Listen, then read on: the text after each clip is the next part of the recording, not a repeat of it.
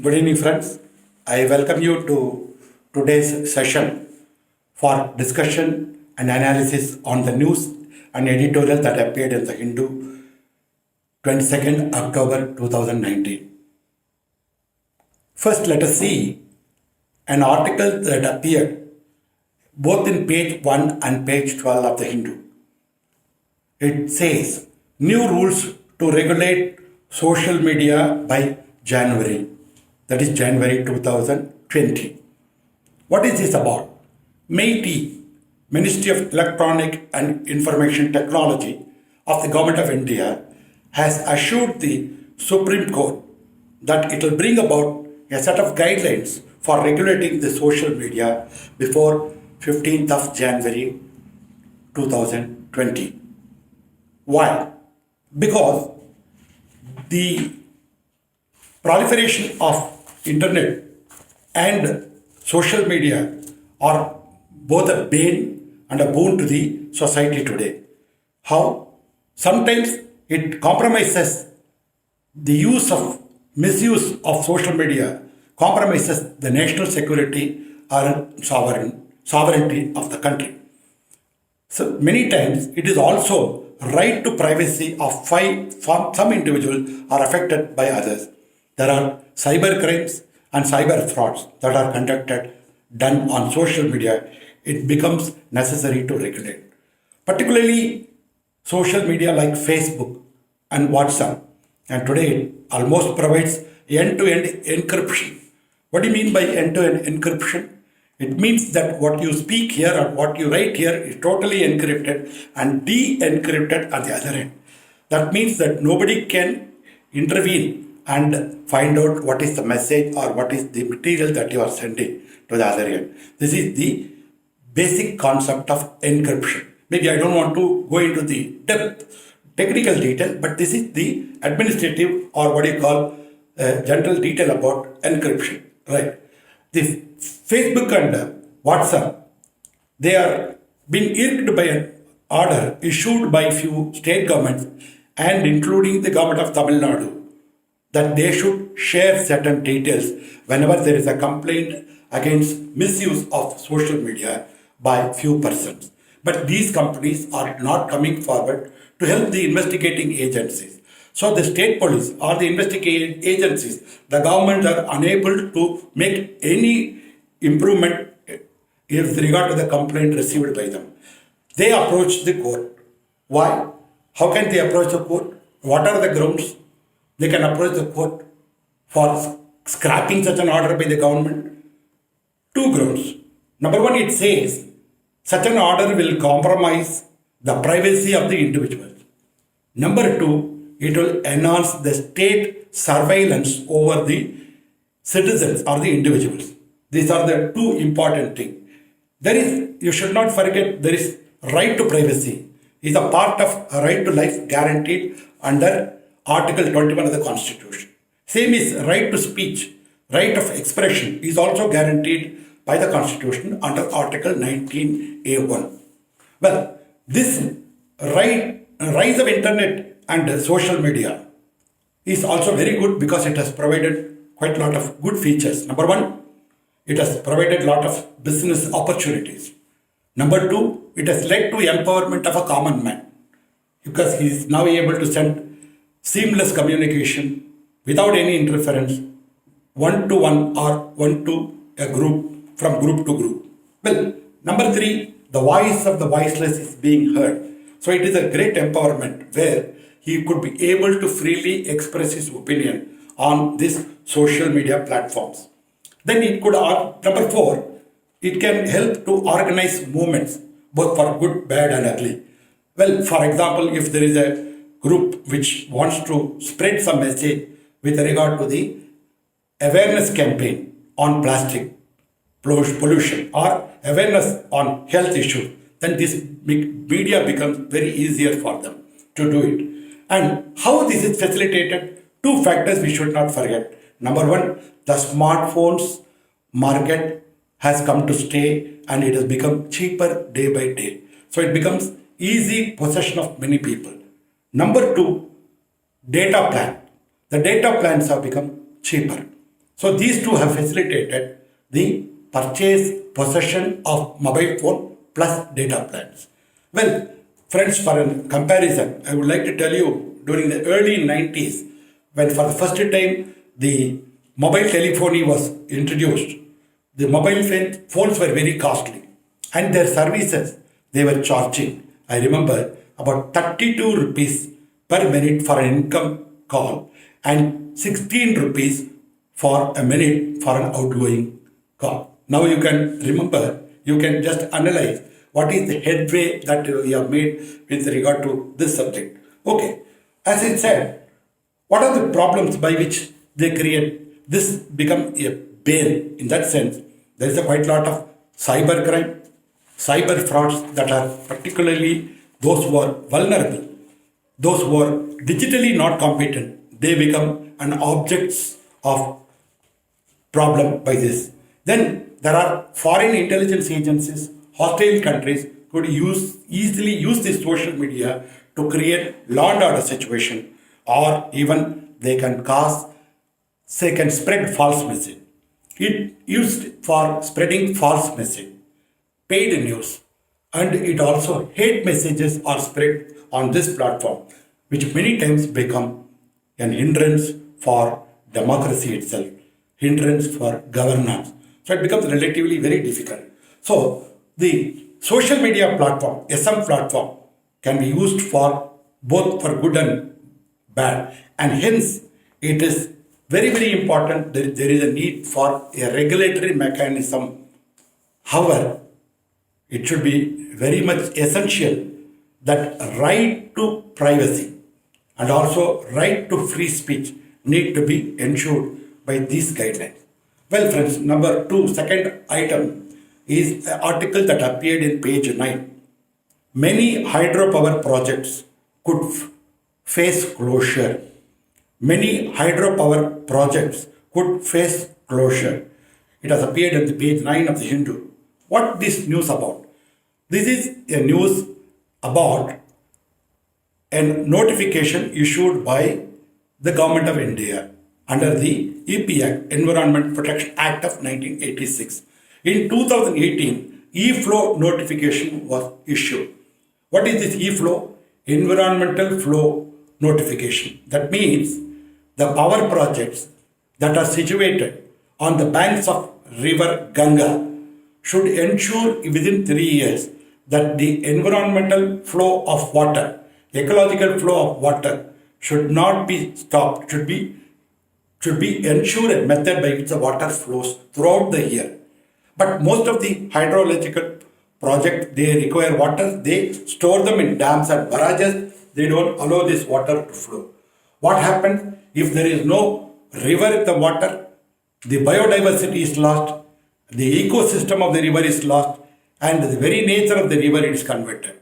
So, recently the government found out, and they have found out when the committee they sent by the Central Water Commission under the Jal Shakti Ministry, they found that it is very important and it should be done quickly, because 7 out of the 19 industries, 19 power projects have already achieved this objective.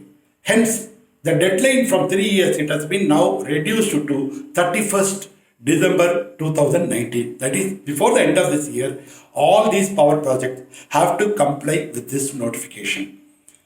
And we must remember the EP Act, Environmental Protection Act 1986, empowers the government through a notification. It can close any industry or business if it is found to be detrimental to the environmental interest of the country. And it can also not only close, it can close its operation, certain operation. Well, friends, this is meant for ecological flow of river. That is what it has been insisted upon.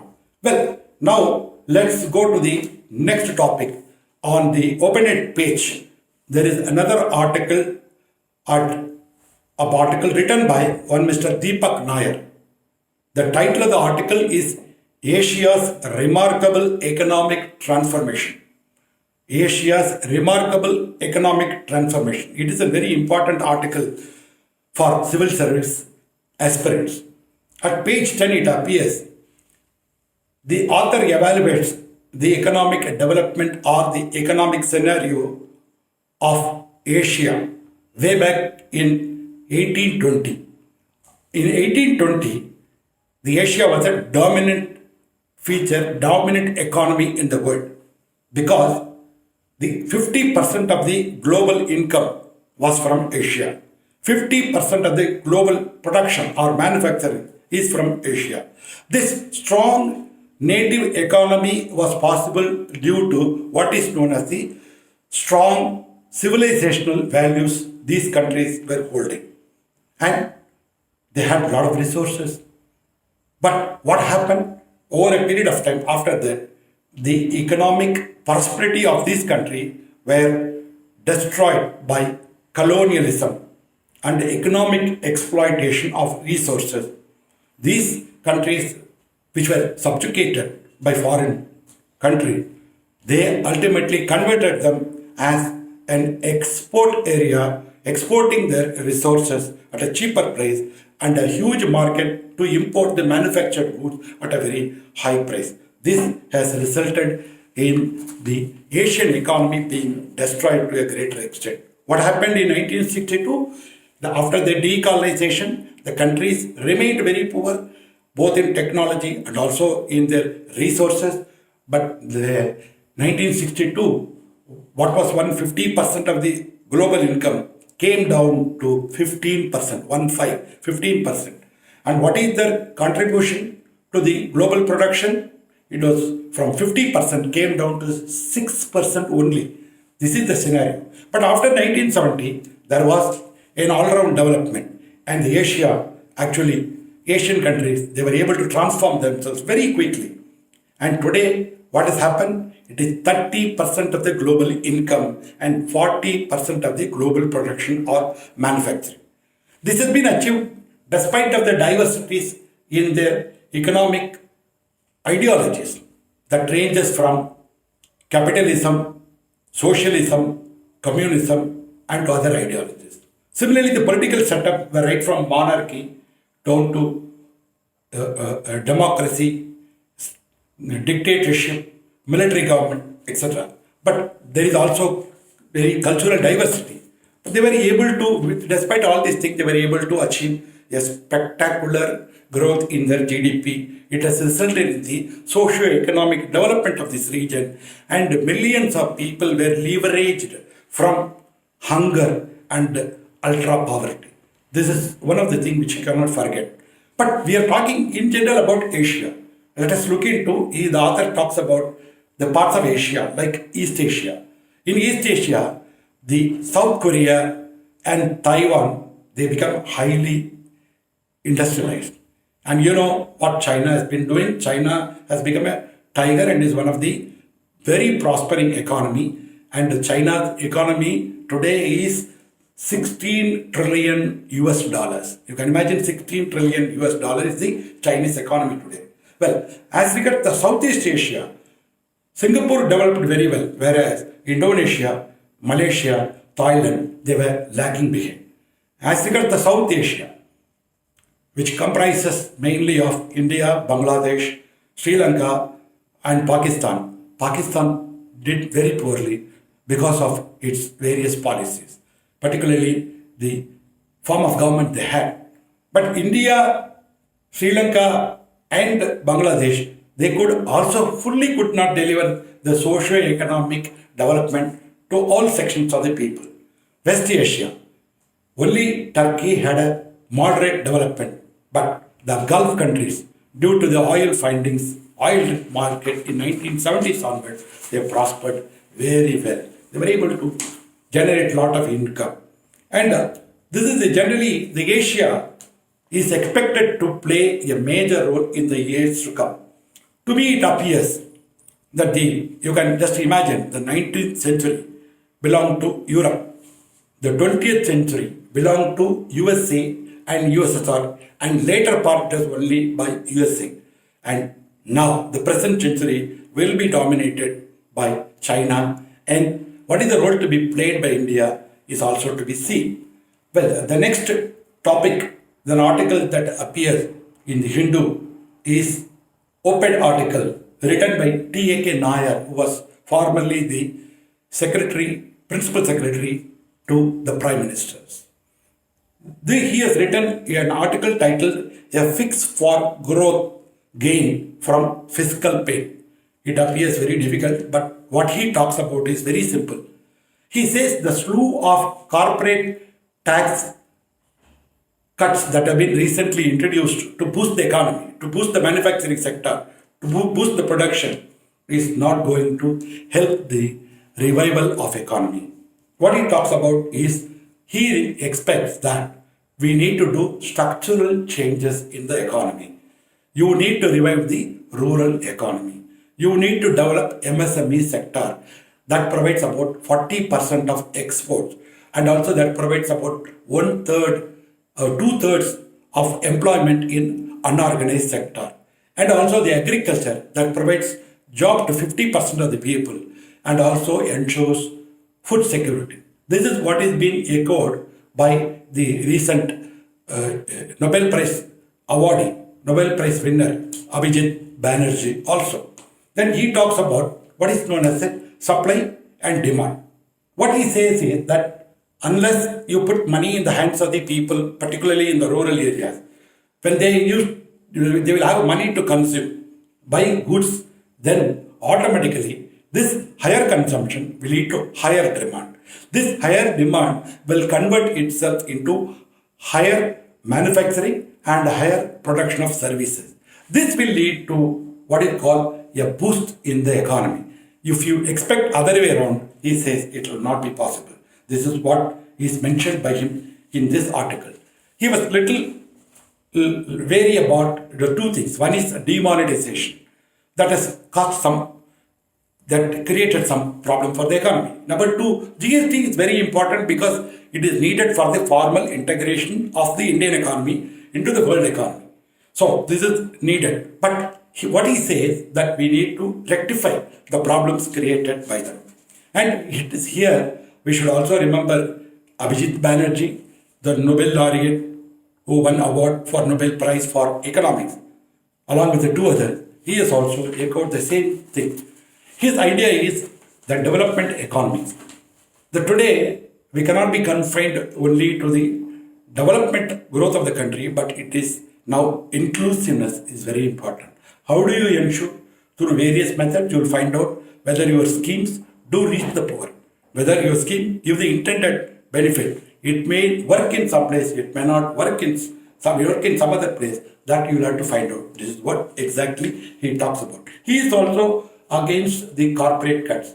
Yesterday, I happened to listen to his interview with Mr. Karan Thapar, a leading and famous journalist in India. He admitted, Abhijit Banerjee admitted, that the economics is a social science. And whatever the findings they give is only a theory and it may change depending upon the situation. It is not an exact science. He also stated that quite a lot of things need to be done to ensure that the common man is benefited. This is how he talks about it. There is, besides, we should remember in about a couple of years back, 4-5 years ago, Mr. Amartya Sen, he received Nobel Prize for economics. His theory is very simple. What he said, generation of income or growth or the generation of wealth itself is not enough. It is necessary. It should lead to equitable distribution of wealth. So generation of wealth should be followed by equitable distribution of wealth. This is the crux of Amartya Sen's findings or his, that moment's definition that got him the Nobel Prize. Because this is how we have to understand. Well, as civil service aspirants, those who are preparing for examination, civil service examination, I would have a word of advice for you. You should not merely just memorize the names, those who got the award, but we should understand in a short note we should write about why they got the awards. For economics, we know what is his contribution. For physics, we know people were given award for the purpose of their contribution for what is known as the expansion theory of the universe. And also exoplanets, that planets outside the solar system. Well, as regards physics, we know it is for the research and development and also their contribution for nearly 20 years towards lithium ion batteries. That's a game changer. That's going to change the entire scenario in the chemistry today. So this is how you prepare. This small note will be useful to you at the time of examination to attend both the main question papers, main papers, and also essay. I think with this we will complete the day session, and best wishes to you. As usual, I request you LSS, like, share, and subscribe. I sign off with best wishes and good night. Bye.